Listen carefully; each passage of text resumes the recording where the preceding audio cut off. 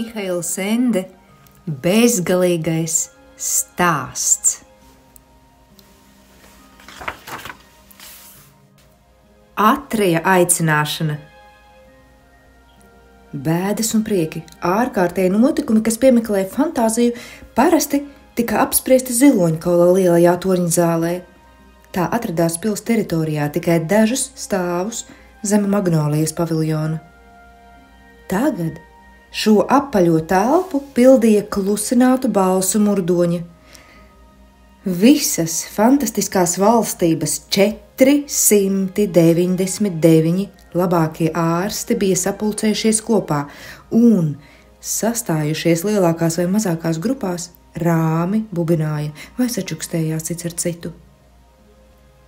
Ik viens no viņiem bija apmeklējis bērnišķīgo ķeizarieni.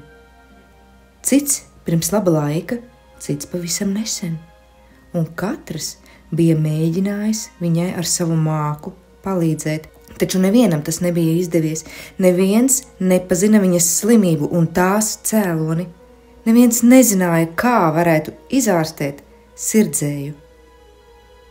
Un 500. Visslavenākais no visiem fantāzijas ārstiem, par kuru klīda leģendas, ka nav tāda ārstniecības auga, tāda burvju līdzekļa un tāda noslēpuma dabā, ko viņš nepazītu, jau vairākas stundas uzturējās pie slimnieces, un visi nepacietībā gaidīja izmeklēšanas rezultātus.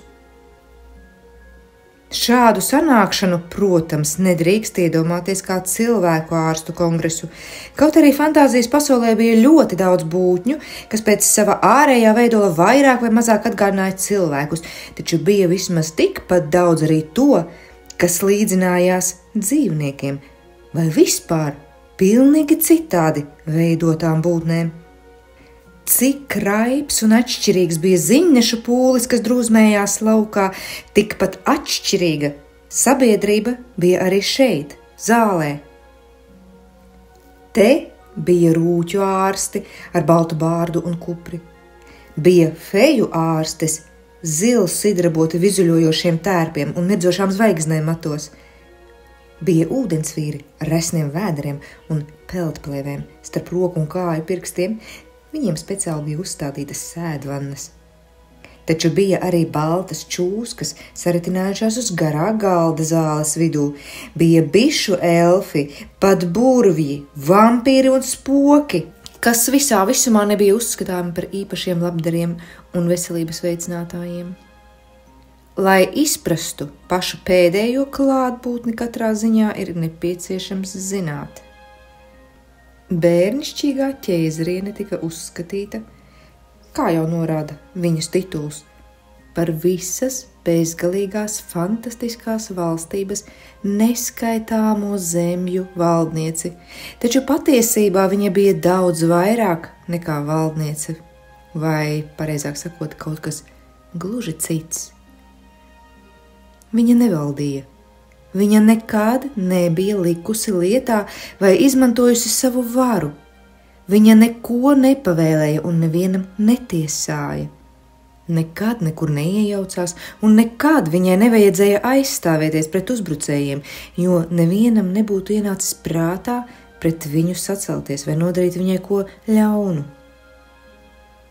Bērnišķīgās ķeizarienes priekšā visi bija vienādi. Viņa tikai bija, taču bija kādā īpašā veidā.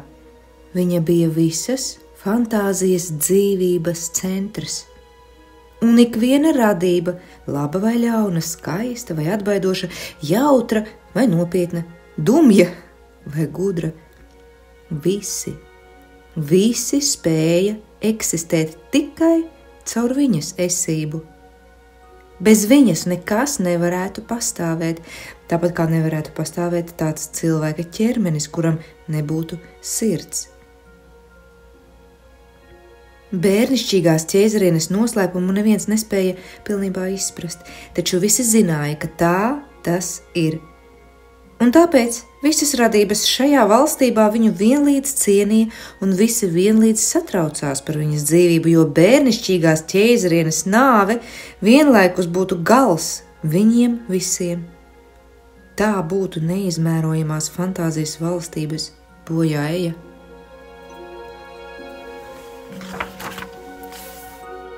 Bastiāna domas novirzījās. Viņš pēkšņi atkal iztēlojās acu priekšā garo gaiteni klīnikā, kur tika operēta mamma. Zēns kopā ar tēvu bija sēdējis daudzas stundas pie operācijas zāles un gaidījis.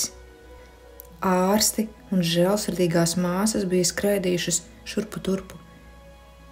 Kad tēvs tika pajautājis, kā klājas mammai, viņš vienmēr bija saņēmis izvairīgas atbildes. Šķita neviens īsti nezina, kāds tad ir viņas stāvoklis. Tad beidzot atnāca baltā virssvārcī tērpies plikgalvis, kas izskatījās noguris un bēdīgs. Viņš pavēstīja, ka visas pūles bijušas veltas, un izteica nožēlu. Vīrs paspieda abiem roku un nomurmināja sirsnīgas līdzjūtības vārdus. Pēc tam Bastiāna un tēva attiecības bija kļuvušas pilnīgi citādas, ne ārēji.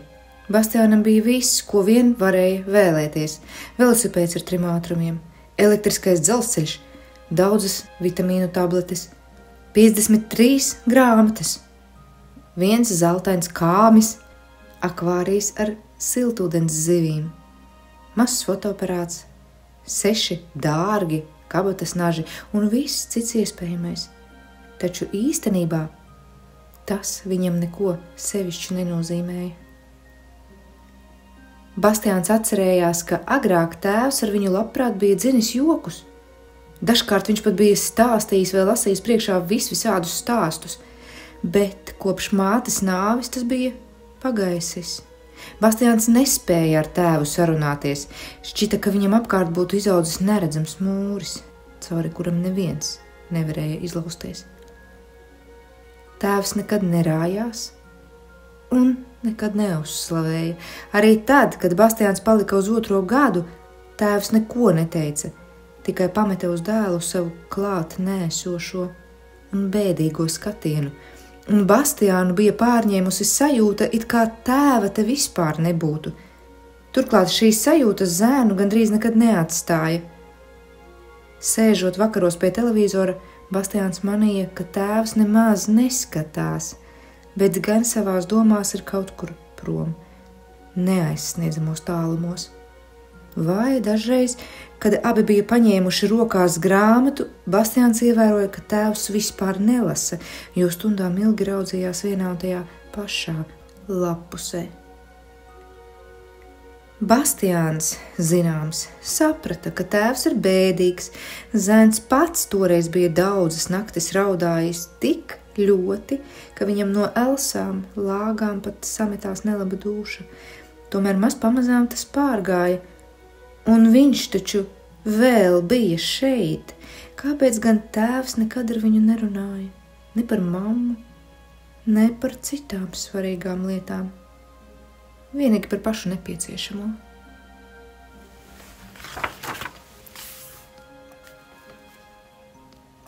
Ja varētu zināt, kāda ir šīs slimības būtība, ieminējās garš, kalsnējs, ugunsgars ar sārtu liesmu bārdu.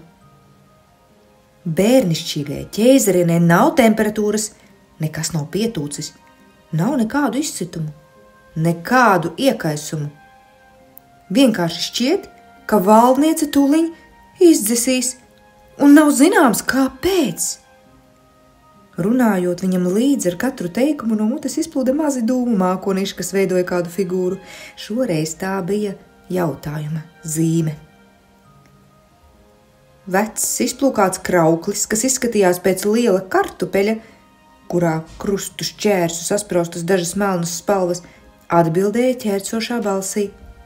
Viņš bija saaugstēšanās slimību speciālists. Viņa neklepo. Viņai nav iesnu. Tā vispār nav medicīniska rakstura slimība. Viņš sakārtoja lielās brilles uz sava knābja un izaicinoši palūkojās uz apkārt stāvošajiem. Viens katrā ziņā man šķiet skaidrs, dūca kāds skarabējs, babole, kuru dažkārt dēvē arī par aptiekāru. Starp viņas slimību un šausmu lietām, kuras mums piesaka ziņneši no visas fantāzijas, pastāv kāda noslēpumaina kopsakarība. Ak, jūs! Zobgalīgi iemeta starpā Tintes vīriņš. Jūs vienmēr un visur saskatāt noslēpumainas kopsakarības. Toties jūs nekad neredzat pāri savas Tintes pudelītes malai, saniknots spindzējas karabējs. Bet mani kolēģu kungi, ievēdējās spoks, kam bija iekrituši vaigi un kas bija tērpies garā baltā virsvalkā. Neieslīgsim taču nebūtiskos personiskos strīdos. Un pats galvenais – pieklusiniet balsis. Šādas un līdzīgas sarunas norisinājās lielajā torņzālē visapkārt. Varbūt var likties dīvaini, ka tik atšķirīgas būtnes vispār spēja cita ar citu saprasties. Taču fantāzijā gandrīz visas būtnes, arī dzīvnieki, pārvaldīja vismaz divas valodas. Pirmkārt, paši savu, kurā viņi sarunājās ar sev līdzīgajiem un kuru nesaprata neviens cits, un otrkārt, kopējo, kuru sauca par fantāzijas literāro valodu, jeb lielo valodu. To pārvaldīja ik viens, kaut arī daži to izmantoja mazliet savdabīgā veidā. Pēkšņi zālē iestājās klusums, un klātesošo skatieni pievērsās lielajām divviru durvīm, kas tika atdarītas. Ienāca Kairons, slavenais un leģendām apvītais ārstniecības mākslas meistars. Viņš bija tas, ko senākos laikos dēvēja par kentauru. Līdz gurniem viņam bija cilvēka augums, tālāk tas pārauga zirga ķermenī, taču Kairons bija tā sauktais melnais kentaurs. Viņš bija ieradies no ļoti tāla novada, kas atradās tālu dienvidos. Tāpēc viņa cilvēkam līdzīgā daļa bija melna koka krāsā. Vienīgi viņa galvas mati un bārda bija balta un sprogaina. Turpretī zirga ķermenis bija svītrēns kā zebrai. Kaironam galvā bija savāda meldrupinuma platmale. Ap kaklu viņam ķēdē karājās liels zelta amulets, uz kura bija redzamas divas čūskas, viena gaiša un otra tumša, kas, iekodušās viena otrai astē, veidoja ovālu. Bastiāns bija pārsteigts. Viņš aizvēra grāmatu, protams, tālredzīgi atstādams pirkstu starp lapām, un vēlreiz rūpīgi aplūkoja iesējumu. Tur taču bija abas čūskas, kas iekodušās vienotrai astē un izveidoja ovālu. Ko gan šis neparastais simbols varētu nozīmēt? Fantāzijā ik viens zināja, ko šis medaljons nozīmē.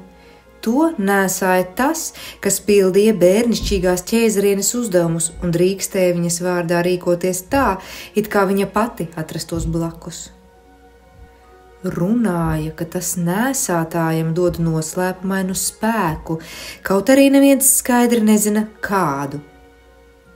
Tā vārdu zināja ik viens – Aurins. Bet daudzi, kas baidījās šo vārdu izrunāt, to sauca par dārglietu, vai arī par karekli, vai vienkārši par rotu. Tā tad arī grāmatai bija bērnišķīgās ķēzarienes zīme. Čuksti pāršalca pāri zālē un atskanēja daži izbrīna saucieni. Sen vairs nebija piedzīvots, ka dārglieta būtu kādam uzticēta. Kairons dažas reizes pieklaudzināja ar nagiem pie zemes, līdz satraukums norima, un tad zemā balsī sacīja: Draugi, lai jūs tas nepārsteidz, es nēsāšu Aurinu vien īsu brīdi. Esmu tikai starpnieks. Drīz es nodošu rotu kādam cienīgākam nēsātājam. Visi aizturēja elpu zālē, iestājās nāves klusums. Es nepūlēšos mazināt mūsu sakāvi ar skaistiem vārdiem, Kairons turpināja. Mēs visi esam bezspēcīgi bērnišķīgās ķēzarienes slimības priekšā. Mēs tikai zinām, ka līdz ar šo slimību sākusies fantāzijas bojā eja. Vairāk mēs neko nezinām. Pat ne to, vai vispār ir ārstu spēkos viņu glābt. Taču iespējams, un es ceru, ka neviens no jums neapvainosies, ja es to atklāti pateikšu, iespējams, ka mums, kas esam te sapulcējušies, nav pilnīgi visu zināšanu, visas gudrības. Tāpat ir mana pēdējā un vienīgā cerība, ka šajā bezgalīgajā valstībā kaut kur ir kāda būtne, kas gudrāka par mums, kas varētu mums sniegt padomu un palīdzību. Taču tas ir tikai minējums. Lai kur arī būtu meklējama glābiņa iespēja, viens ir skaidrs. Lai šo iespēju atrastu, ir vajadzīgs pēdu dzinējs, kurš spētu atklāt ceļus necaurējumā un kurš nenobītos ne no kādām briesmām un grūtībām. Vienvārds sakot, ir vajadzīgs varonis. Un bērnišķīgā ķēzariene man pateica, kā sauc šo varoni, kuram viņa uztic savu un mūsu visu likteni. Viņa vārds ir Atrejs, un viņš dzīvo Zāles jūrā aiz Sidraba kalniem. Viņam es nodošu Aurinu, un viņu sūtīšu lielajā meklējumā. Tagad jūs visu zināt. Un to pateicis vecais kentaurs soļiem rībot, atstāja zāli. Palikušie apjukuši lūkojās cits citā. Kā sauca šo varoni? Viens prasīja. Atrejs vai kaut kā līdzīgi. Otrs sacīja. Nekad neesmu par viņu dzirdējis. Trešais atbildēja. Un visi 499 ārsti noraizējušies šūpoja galvu.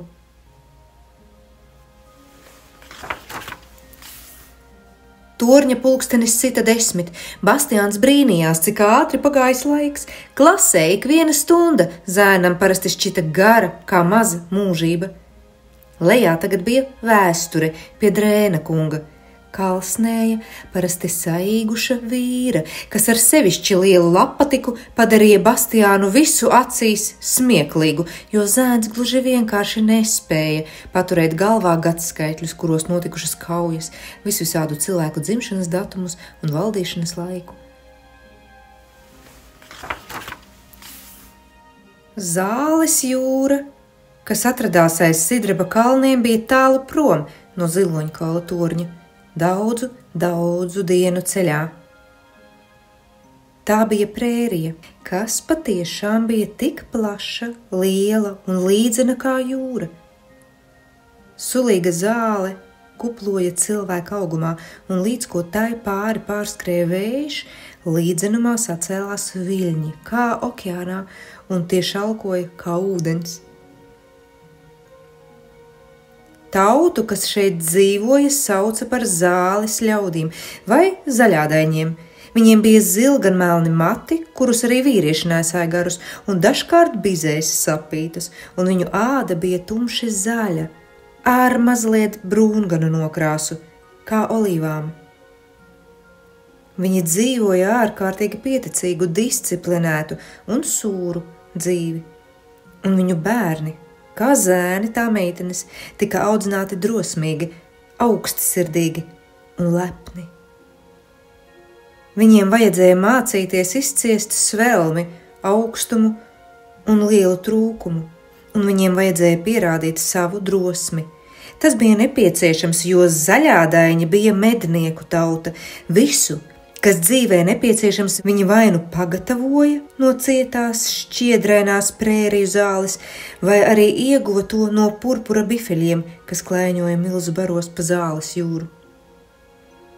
Purpura bifeļi bija aptuveni 2 tik lieli kā parastie vērši vai govis. Tiem bija gara, zīdaini spīdīga purpursārta spalva un vareni rāgi, kuru gali bija asi un cieti kā dunči. Visā visumā šie biferi bija miermīlīgi, taču, kad sajuta briesmas vai pret sevi vērstu uzbrukumu, varēja kļūt bīstami kā dabas stihija. Neviens, izņemot zaļādaiņus, neuzdrošinājās medīt šos zvērus. un viņi turklāt to darīja vienīgi ar loku un bultām. Zaļādaiņi deva priekšroku bruņnieciskai cīņai, un bieži vien gadījās, ka nevis dzīvniekam, bet pašam medniekam vajadzēja šķirties no dzīves. Šī tauta mīlēja un godāja purpura bifeļus un uzskatīja, ka iegūst tiesības viņus nogalināt tikai likdami uz spēles paši savu dzīvību. Līdz šai zemē vēl nebija nonākusi ziņa par bērnišķīgās ķēzrienes slimību un likteni, kas apdraudēja visu fantāziju. Sen jau nekādi ceļinieki nebija iegriezušies zaļādaiņu telšu apmetnē. Zāle auga sulīgāka nekā jebkāda agrāk. Dienas bija gaišas un naktis zvaigžņu pilnas. Viss likās esam kārtībā. Taču kādu dienu telšu apmetnē uzradās kāds vecs, melnais kentaurs ar baltiem matiem. No viņa spalvas pilēja sviedri, izskatījās, ka viņš ir līdz nāvei noguris. Viņa bārdainā seja bija izkāmējusi un novārgusi. Galvā viņam bija savāda meldru pinuma platmale un ap kaklu ķēde, kurā karājās liels zelta amulets. Tas bija Kairons. Viņš stāvēja brīvā laukuma vidū, kuru ieskāva teltis aizvien plašākos un plašākos laukos. Tur, kur vecākie sapulcējās uz apspriedēm, vai arī kur svētku dienās tika dejotas dejas un dziedātas senas dziesmas. Kairons gaidīdams raudzījās apkārt, taču viss riņķī drūzmējās vienīgi ļoti vecas sievietes, sirmgalvi un gluži mazi bērni, kas ziņkārīgi noskatījās atnācējā. Viņš nepacietīgi dīžājās ar kājām. Kur ir mednieki un mednieces? Kentaurs nostrauslājās, noņēma platmali un noslaucīja sev pieri. Kāda blonda sieviete ar zīdēnu uz rokām atbildēja: Visi aizgājuši medībās, viņi atgriezīsies tikai pēc 3-4 dienām. Vai Atrejs arī ir kopā ar viņiem? Kentaurs vaicāja. Jā, svešinieki, bet kā tu viņu pazīsti? Es viņu nepazīstu. Atvediet viņu šurp. Svešiniek, ierunājās kāds vecs vīrs ar spieķi. Viņš nāks nelabprāt, jo šodien ir viņa medības. Tās sākas ar saules rietu. Vai tu zini, ko tas nozīmē? Kairons papurināja savas krēpes un padīžājās ar kājām. To es nezinu, un tam arī nav nekādas nozīmes, jo viņu tagad gaida svarīgs uzdevums. Jūs pazīstat šo zīmi, kas man kaklā? Tātad atvediet viņu šurp. Mēs redzam dārglietu, sacīja kāda jauna meitene, un mēs zinām, ka tu nāc no bērnišķīgās ķēzarienes. Bet kas tu esi? Mani sauc Kairons, norūca kentaurs. Ārsts Kairons, ja jums tas kaut ko izsaka. Kāda salīkusi veca sieva izspraucās uz priekšu un sauca. Jā, tā ir taisnība, tagad es atceros, es viņu jau vienreiz esmu redzējusi, kad biju vēl jauna. Viņš ir pats slavenākais un dižākais ārsts visā fantāzijā. Kentaurs pamāja večņai ar galvu. Paldies, kundze, viņš sacīja. Un tagad varbūt kāds no jums būs tik laipns un atvedīs beidzot šo Atreju. Laika nav daudz, ir apdraudēta bērnišķīgās ķēzarienes dzīvība. Es to izdarīšu, pieteicās maza meitenīte, kas bija varbūt 5-6 gadus veca. Viņa aizskrēja prom, un pēc dažiem mirkļiem bija redzams, kā viņa starp teltīm aizaulikšo neapseglotā zirgā. Beidzot, kentaurs norūca un bezsamaņā sabruka.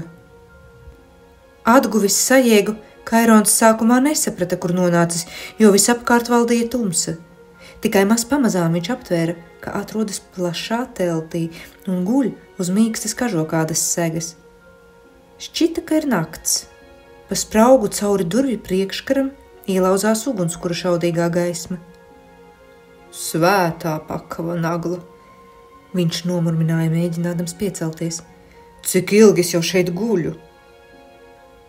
Durvju priekškara spraugā parādījās kāda galva, tad atkal nozuda, un pēc tam kāda balss sacīja: Jā, liekas, viņš ir pamodies. Pēcsāga durvju priekškars tika pavilkts vaļā un iznāca zēns, aptuveni gadus 10 vecs. Kājās viņam bija garas bikses un apavi no mīkstas bifeļa ādas. Viņa ķermeņa augšdaļa bija kaila, tikai ap pleciem apmests purpursarkans mētelis, kas acīm redzot austs no bifeļu spalvas un sniedzās līdz zemē. Viņa garie zilganmelnie mati pakausī bija sasieti ar ādas saitēm. Uz zēna pieres un vaigu olīvzaļās ādas ar baltu krāsu bija uzzīmēti dažādi vienkārši ornamenti.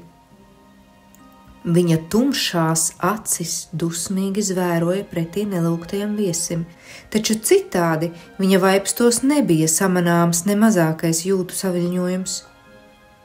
Ko tu gribi no manis, svešiniek? Viņš jautāja. Kāpēc esi ienācis manā teltī un kāpēc tu izjauci manas medības? Ja es šodien būtu nogalinājis lielo bifeli, un mana bulta jau atradās uz stiegras, kad tiku pasaukts, es rīt būtu kļuvis par mednieku. Tagad man jāgaida vesels gads. Kāpēc? Vecais kentaurs apmulsis blenza viņā. Vai tas nozīmē, ka tu esi Atrejs? Viņš beidzot izdabūja pāri lūpām. Jā, svešiniek, bet varbūt ir vēl kāds cits, kāds pieaudzis vīrs, pieredzējis mednieks šajā vārdā. Nē, Atrejs esmu es un neviens cits. Vecais Kairons atslīga atpakaļ savā guļvietā un Elsa. Bērns, mazs zēns, bērnišķīgās ķēzarienes lēmumus nudien ir grūti aptvert. Atrejs klusēja un nepakustēdamies gaidīja. Piedod man, Atrej, sacīja Kairons tikai ar grūtībām spēdams apvaldīt savu satraukumu. Negribēju tevi sāpināt, taču mani tas pagalam pārsteidza. Godīgi sakot, es nespēju sevi saņemt rokās. Es vairs nezinu, ko lai domāju. Visā nopietnībā jautāju sev, vai bērnišķīgā ķēzariene patiešām zināja, ko dara, izraudzīdamās tādu bērnu kā tevi. Tas ir visīstākais neprāts. Un ja viņa to darījusi pie pilnas sajēgas, tad... Viņš sparīgi purināja galvu un iekliedzās. Nē, būtu es zinājis, pie kā viņa mani sūta, es būtu vienkārši atsacījies te un nest vēsti par šo uzdevumu. Es būtu atsacījies. Kādu uzdevumu? Atrejs vaicāja. Tas ir kaut kas briesmīgs, iesaucās Kairons, tagad tomēr padevies savai neapmierinātībai. Izpildīt viņas uzdevumu droši vien nespētu pat vislielākais un vispieredzējušākais varonis, bet tu, viņa sūta tevi nezināmajā meklēt kaut ko tādu, ko neviens nepazīst. Neviens tev nevar palīdzēt, neviens nevar dot padomu, neviens nevar paredzēt, kas tevi sagaida, un tomēr tev tūliņ jāizšķiras nekavējoties uz vietas, vai tu pieņemsi uzdevumu vai ne. Nedrīkst vairs zaudēt ne mirkli. 10 dienas un naktis es esmu tikpat kā bez mitas, aulikšojis, lai nokļūtu pie tevis. Taču tagad es gandrīz vēlētos kaut nekad šeit nebūtu nonācis. Es esmu ļoti vecs, mani spēki ir izsīkuši. Pasniedz man, lūdzu, ūdeni. Atrejs atnesa krūzi svaigā avota ūdens. Kentaurs dzēra to lieliem malkiem, tad noslaucīja bārdu un mazliet mierīgāk sacīja. Ak, paldies, tas bija svētīgi. Tagad es jūtos jau labāk. Paklau, Atrej, tu vari atteikties no šā uzdevuma. Bērnišķīgā ķēzariene tev ļauj izšķirties pašam. Viņa tev neko nepavēl. Es viņai visu paskaidrošu, un viņa atradīs kādu citu. Valdniece noteikti nebūs zinājusi, ka tu esi mazs zēns. Viņa tevi būs sajaukusi ar kādu citu. Tas ir vienīgais izskaidrojums. Kas tas par uzdevumu? Atreiz gribēja izdibināt. ir jāatrod zāles brīnišķīgajai ķēzrienei. Vecais kentaurs atbildēja, un jāglābj fantāzija. Vai tad viņa ir slima? Atreiz izbrīnīts vaicāja. Kentaurs sāka stāstīt, kā bērnišķīgajai ķēzrienei klājas un ko vēstījuši ziņneši no visiem fantāzijas novadiem. Atreiz nemitīgi uzdeva jaunus un jaunus jautājumus, un kentaurs atbildēja, cik labi vien spēdams. Tā izvērtās par garu nakts sarunu. Un jo vairāk Atreiz aptvēra, cik ļauns liktenis piemeklējis fantāziju, jo skaidrāk viņa sākotnēji noslēgtajā sejā iezīmējās atklāts apjukums. Un par visu to, viņš beigās murmināja bālām lūpām, es neko nezināju. Kairons nopietni un bažīgi raudzījās zēnā no savu kuplo balto uzacu apakšas. Tagad tu zini, kāds ir stāvoklis, un varbūt arī tu tagad saproti, kāpēc es tevi ieraudzījis, zaudēju pašsavaldīšanos. Un tomēr bērnišķīgā ķēzriene ir nosaukusi tavu vārdu. Ej un sameklē Atreju, viņa man teica. Es viņam pilnībā uzticos, viņa sacīja. Pajautā, vai viņš manis un fantāzijas dēļ dosies lielajā meklējumā. Es nezinu, kāpēc bērnišķīgās ķēzrienes izvēle kritusi uz tevi. Varbūt vienīgi tāds mazs zēns kā tu spēju veikt šo neizpildāmo uzdevumu. To es nezinu un nespēju arī tev dot nekādu padomu. Atreiz sēdēja nokārtu galvu un klusēja. Zēns saprata, ka viņu tagad gaida pārbaudījums, kas būs daudz sarežģītāks par medībām. To nejaudātu izturēt pat dižākais mednieks un labākais pēdu dzinējs. Viņiem tas būtu par smagu. Nu? Vecais kentaurs klusi ievaicājās. Vai mēģināsi? Atreiz pacēla galvu un paskatījās uz viesi. Mēģināšu, zēns apņēmīgi sacīja. Kairons lēnām pamāja ar galvu, tad noņēma ķēdi ar zelta amuletu sev no kakla un uzlika to Atrejam. Aurins tev dod lielu varu, viņš svinīgi pavēstīja. Taču tu nedrīksti to izmantot, jo arī bērnišķīgā ķēzariene to nekad neizmanto. Aurins tevi sargās un vadīs, tikai tu nekad nedrīksti iejaukties, lai arī ko tu redzētu, jo tavām paša domām kopš šī mirkļa vairs nav nozīmes. Tāpēc tev jādodas ceļā bez ieročiem, tev jāļauj notikt tam, kas notiek. Tu nedrīksti vairs šķirot ļauno un labo, glīto un neglīto, muļķību un gudrību. Tāpat kā bērnišķīgā ķēzriene to visu nešķiro. Tu drīksti tikai meklēt un jautāt, taču no saviem vērtējumiem tev jāatsakās. Nekad to neaizmirsti, Atrej. Aurins, Atreiz godbīgi atkārtoja. Es gribu pierādīt, ka esmu šās dārglietas cienīgs. Kad man jādodas ceļā? Tagad tūliņ, Kairons atbildēja. Neviens nezina, cik ilgi būs tavs lielais meklējums. Iespējams, ka jau tagad ir svarīga katra stunda. Atvadies no saviem vecākiem, no saviem brāļiem un māsām. Man nav neviena, Atreiz atbildēja. Abus manus vecākus nonāvēja Bifelis, drīz pēc tam, kad es nācu pasaulē. Kas tevi uzaudzināja? Visas sievietes un visi vīrieši kopā, tāpēc viņi mani nosauca par Atreju. Lielās valodas vārdos tas būtu visu dēls. Neviens nevarēja labāk saprast, ko tas nozīmē kā Bastiāns, kaut arī viņa tēvs bija dzīvs. Bet Atrejam nebija ne tēva, ne mātes. Toties Atreju bija uzaudzinājuši visi vīrieši un visas sievietes kopā, un viņš bija visu dēls. Turpretī viņam, Bastiānam, patiesībā nebija neviena, viņš nebija neviena dēls. Un tomēr Bastiāns priecājās, ka viņam vismaz tik daudz kopīga ar Atreju, jo citādi gan viņiem diemžēl nebija nekāda lielā līdzība.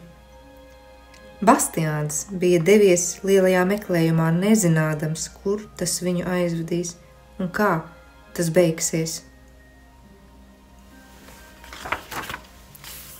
Tād būs labāk, sacīja vecais kentaurs, ja tu dosies prom neatvadījies.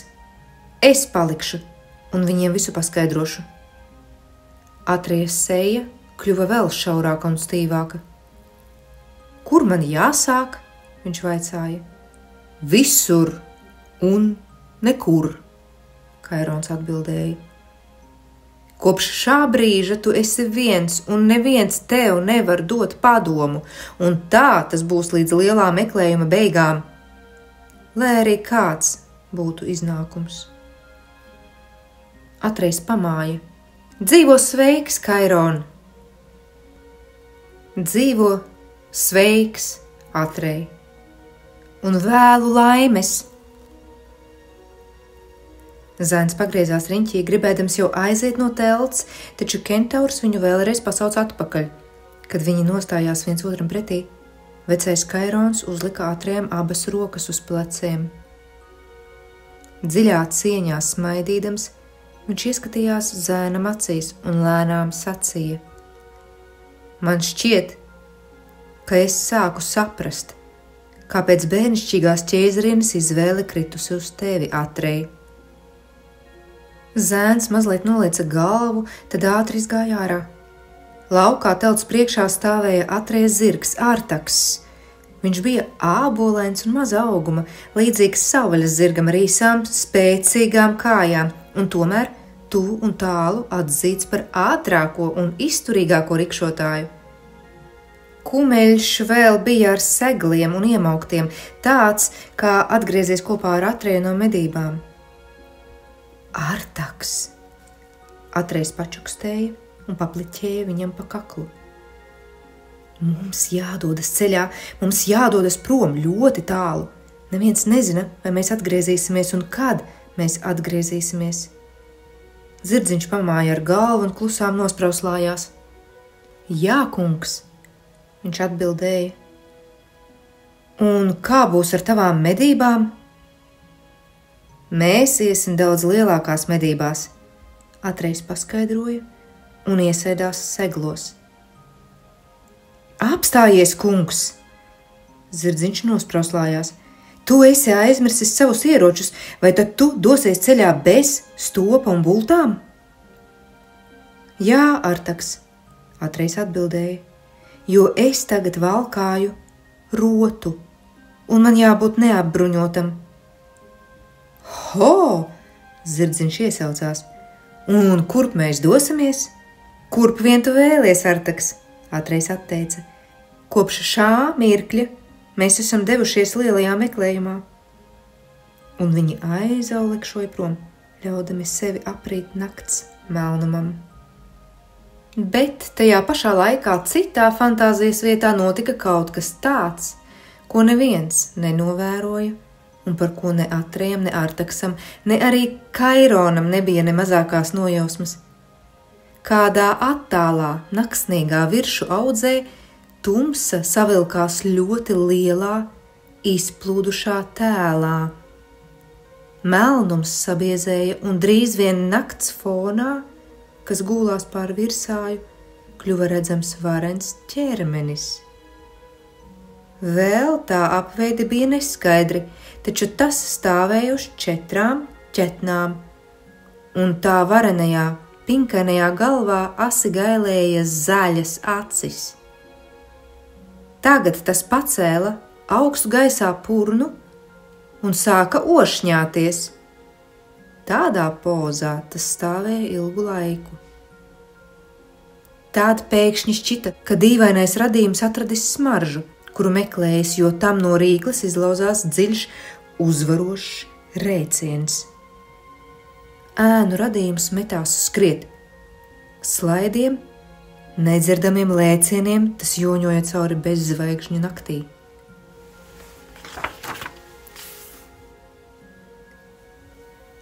Torņa pulkstenis cita 11. Tagad sākās lielais starpbrīdis. No gaiteņa atbalsojās bērnu klaigas, viņi skrēja lejā uz skolas pagalmu. Bastiānam, kas joprojām sēdēja turka pozā uz vingrošanas paklājiem, bija notirpušas kājas. Zēns taču nebija nekāds indiānis, tāpēc piecēlās, izņēma maizi un ābolu no sava portfeļa un mazlietiņ paskrēdīja pa noliktavas telpu šurpu turpu. Kājās uzradās kņudoņa, un tās pamazām atdzīvojās. Tād Bastiāns uzrāpās uz vingrošanas buka un uzsēdās uz tā jāteniski. Viņš iztēlojās sevi par Atreju, kas aulekšo Arteksa mugurā cauri naktī, un pieglaudās pie sava zirdziņa kakla. Nu, Bastiāns iesaucās, uz priekšu, Arteks, nu! Tad viņš izbijās. Tas bija pārlieku nepiesardzīgi, tik skaļi klaigāt, ja nu viņu tagad kāds ir sadzirdējis. Zēns brīdi gaidīja un klausījās. Taču dzirdama bija tikai daudzbalsīga bļaustīšanās skolas pagalmā. Mazliet nokaunējies, viņš atkal norāpās no vingrošanas buka lejā, nudien, gluži kā tāds mazs bērns. Bastiāns attina vaļā maizi, noslaucīja ābolu gar biksēm un grasījās jau tajā iekosties, tomēr apstājās. Nē, viņš skaļi sacīja pats sev. Ēdamais rūpīgi jāsadala, kas zina, cik ilgi man ar to būs jāiztiek. Smagu sirdi Bastiāns atkal ietina maizi, ielika to kopā ar ābolu atpakaļ portfelī, tad nopūsdamies apsēdās uz vingrošanas paklājiem un paņēma rokās grāmatu.